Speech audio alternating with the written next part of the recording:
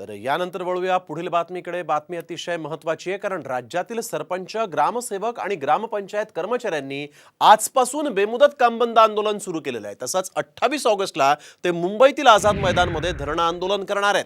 सन्मानजनक मानधनासह इतर मागण्यांसाठी हे आंदोलन करण्यात येणार आहे आणि या आंदोलनामुळे लाडकी बहीण योजना आणि पीक विमा अर्ज भरण्याचं काम थांबणार आहे। पाहूयात या रिपोर्टमध्ये। राज्यातील सरपंच, ग्रामसेवकांचं काम बंद। 28,000 ग्रामपंचायतींना टाळं। 3 दिवस गावगाडा ठप्प।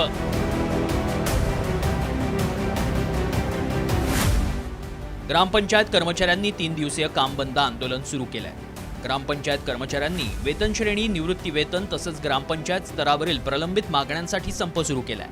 जिल्ह्यासह संपूर्ण राज्यातील कर्मचारी या काम बंद आंदोलनात सहभागी झाले। ग्रामपंचायतीचं काम बंद ठेवण्यात आल्यानं गावगाडा ठप्प होणार आहे। कर्मचाऱ्यांच्या नेमक्या काय मागण्या आहेत पाहूया। सरपंचाला 15,000, उपसरपंचाला 10,000, ग्रामपंचायत सदस्याला 3,000 रुपये मानधन द्यावं।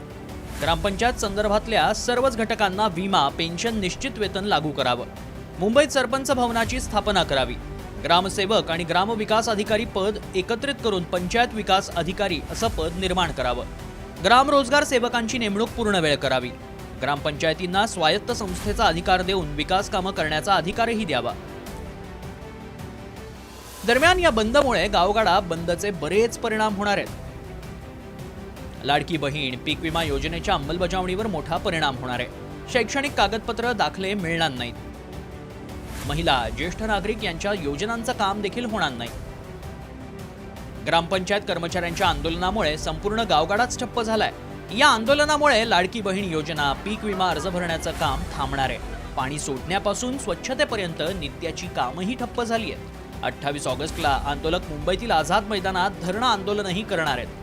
त्यामुळे गावगाड्याचं अर्थकारण ठप्प झालंय। ब्युरो रिपोर्ट, साम टीव्ही।